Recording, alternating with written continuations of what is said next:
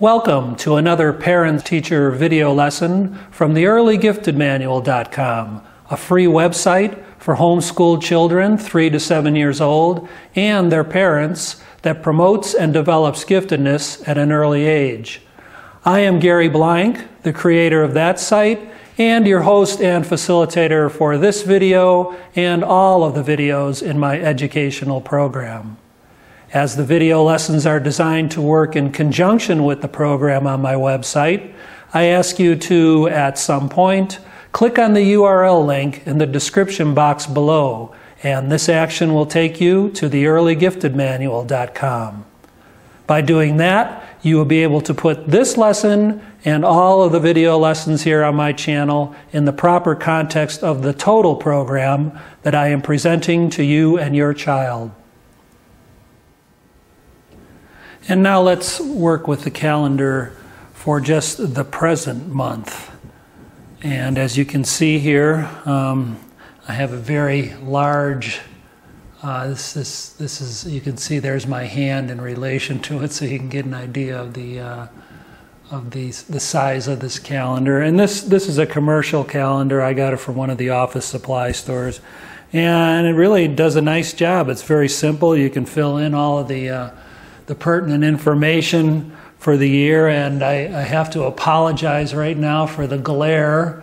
There's nothing I can do about that. My studio has skylights, and I'm not about to climb up 12 feet to try to block them. So I hope you can live with that here through the duration of this part of the lesson.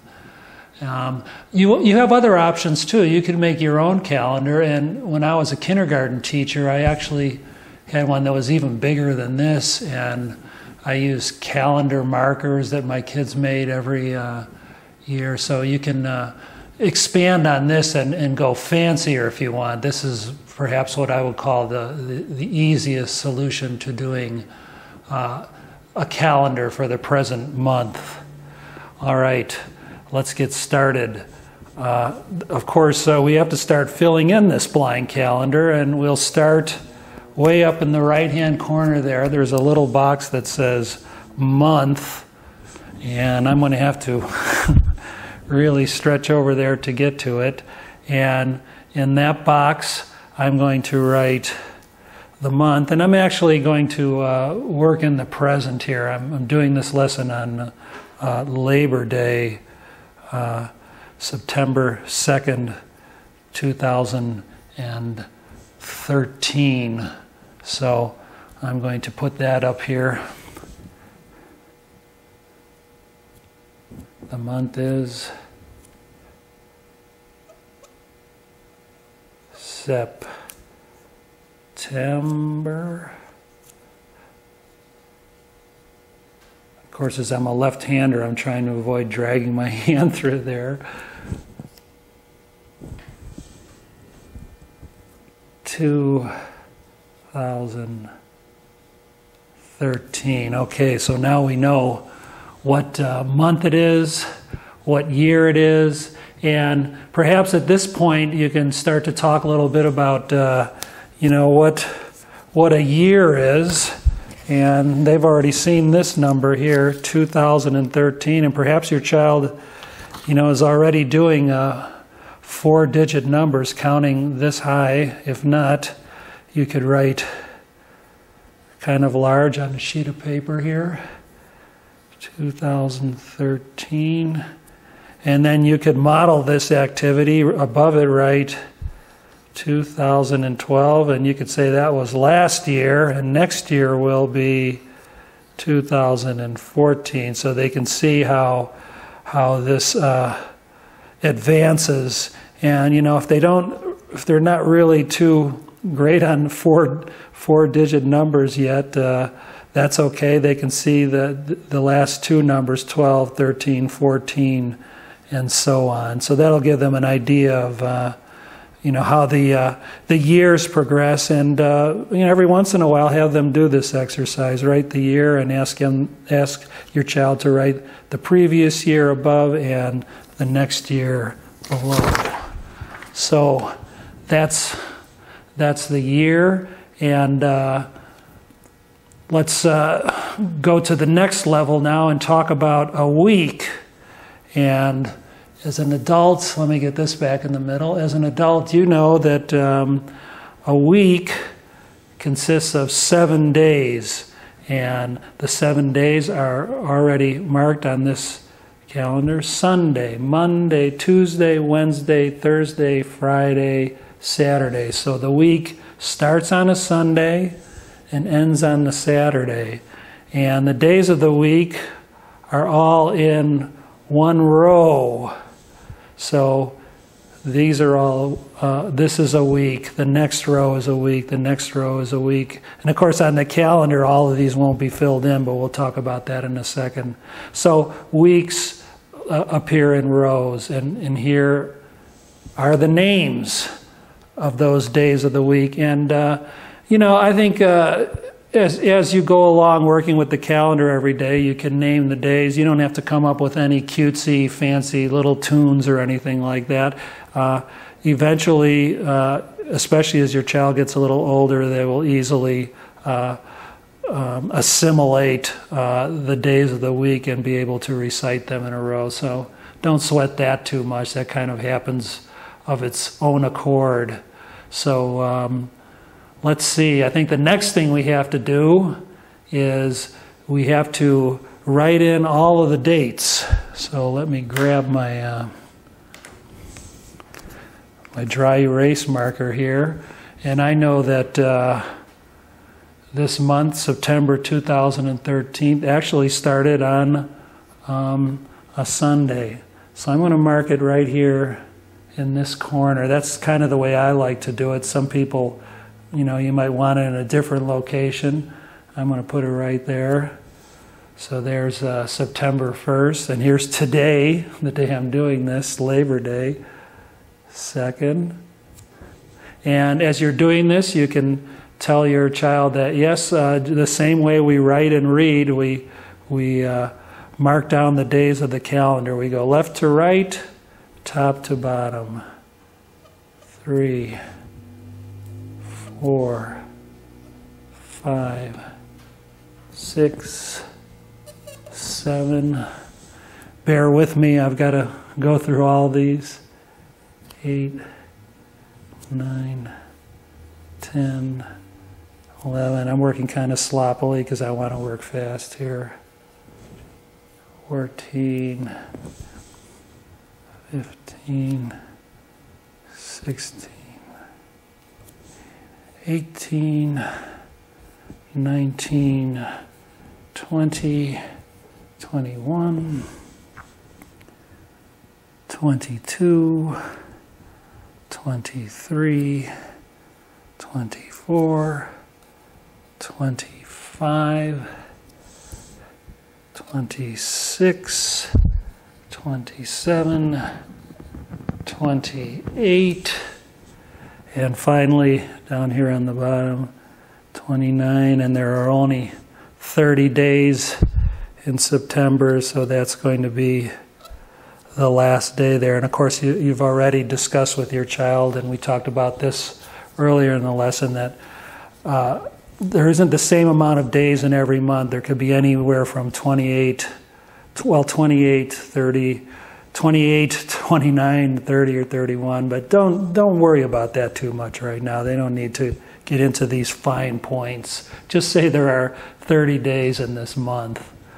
All right, so I've numbered the days, and now we could start out just by reading today's date. And as I told you, it is Monday, September 2nd, 2013. So when your child reads the present date, she's going to have to get used to this form of jumping around a little bit.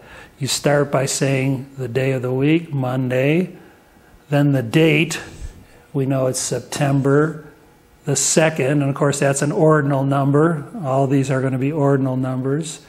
And the year is 2013. And perhaps besides having him or her recite that, you may want to have them write out the date every day, so it will become something very easy for them to do, and will help them to learn that format a little bit better. So they read the date, they write the date. A nice little exercise you can do with them would say, well, if today is Monday, September the 2nd, 2013, what day was it yesterday? See if they can recite that. And you could say, what day will it be tomorrow? And that's just a little thing you can do to kind of cement this, this idea of being able to read and write the date and do a little bit of navigation on the calendar. All right, so a nice thing to do now would be to, here, let me put my cap on my marker.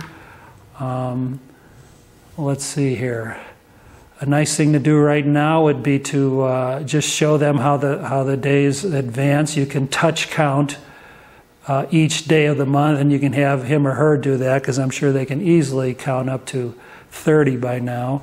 So touch and count, and tell them to kind of stay away from the numbers. Since that's a dry erase, as you can see, it'll go away. So 1, 2, 3, 4, 5, 6, 7. Just like reading, we come down over here, 8, 9, and on to 30. And make sure you have your child do that once in a while. Touch count each day of the month, just so they remember how they progress left to right and up and down on the calendar. And the next thing you can do is start filling in this calendar with some information. It could be anything. It could be special days, holidays, birthdays. For example, today is Labor Day, so you could write that in really big here. Labor Day. And of course, you could use different kinds of colors if you want to do that, of dry erase markers. You could stick things on the calendar, little cards, or however you want to do it. There's really a lot of latitude here. So there's Labor Day. Let's see what else happens in this month. I know that this day, Tuesday, September 17th, 2013, is my brother's birthday. So I'm going to write in Ralph's B-Day with an exclamation point. And it goes on and on like this. Perhaps you're Jewish and you celebrate Yom Kippur. You could write that in. And I'm trying to spell this properly. I hope I do, or I'll be hearing from you, I know. That's a U. Let's see, what else? Oh, the first day of fall happens in this month. And some people might say it's the 21st. I'm going to say it's the 22nd. Let's call it autumn, to use the proper autumn begins. So you get the idea. You can fill in this calendar with any kind of information you want. Maybe there's a special event happening on one of these days, or something that your family is doing together, and you could put that information on the calendar. And like we did with looking at just one day during the month, some events happen on the same day of every week, or maybe they happen once a month. And some do not. So you can go through that whole concept again with your child. And if you don't remember it, you can go back to the lesson. I think it was the last lesson when we were working with that. Some things happen in a very regular schedule, whether it be every week, every month, or every year, and some do not. Some are more unpredictable, so that's also a good thing to talk about with your child. The next thing you need to do is your child has to know exactly where you're at on the days here, and what days have already passed. And there's several ways you can do that. With this calendar here, they've got this little box, which I love. So I'm going to say that day already happened, and let's just say, for argument's sake, that it's the 3rd, And I'm going to say that day already happened. So your child knows they can come and look and know that those days are finished. And the next day after the last X, wherever it is the present day. Another option, you could circle the dates if you want, if that works for you, to show that they're over with, they've happened. Some people like to put a giant X across the whole box. That's good as long as it doesn't wipe out your information here. So there's a variety of ways you can do that, but you do have to, what I call, X the past days so your child can navigate the calendar and they know exactly where they're at, what day in the month that they're at, the date, so to speak. So, excuse me, I need to put up I'm going to another page of notes here. And just maybe a little more navigation. You could play a little game called How Many Days Until? And let's say I really wanted to know how many days I have before my brother Ralph's birthday here. So it's the 2nd. So you don't count that one. You start there and you touch count. So let me put down my marker here. Start there. 1, 2, 3, 4, 5, 6, 7, 8, 9, 10, 11, 12, 13, 14, and you can include this day, 15. So I know that there are 15 days until my brother's birthday. I better go out and look for a present. I think one more concept you can get across is this idea of columns and rows. And perhaps your child already knows this, but if they don't, you could say, going this way, these boxes are called a row of boxes. And of course, we know that they also signify an entire week, Sunday through Saturday. And then you could say, then we have columns going down. These boxes going down like this are called columns.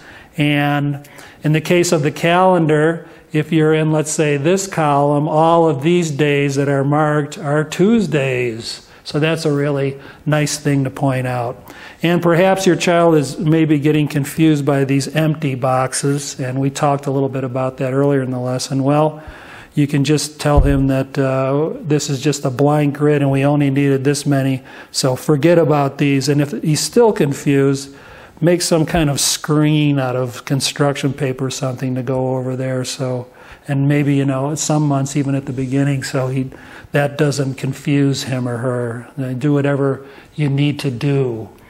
And I think, so, that's the calendar. It's a great way for your child to show your child how he or she can plan ahead and chart his or her activities for the coming days and weeks and even months. It's a tool for them, a way for them to remind themselves of what's coming up in the future and even to look back and see what already happened. That's the power of the calendar for your child. And I think one more thing I want to say is before you move on, let's say September, you're on the last day of September here, September 30th. Before you move on to October 1st and start making a new calendar just like this, you erase all of this and make a new calendar. You might want to work with this calendar. And I have the way I put it is you can turn this calendar into a game board. And I'm going to say that to you just as a little teaser.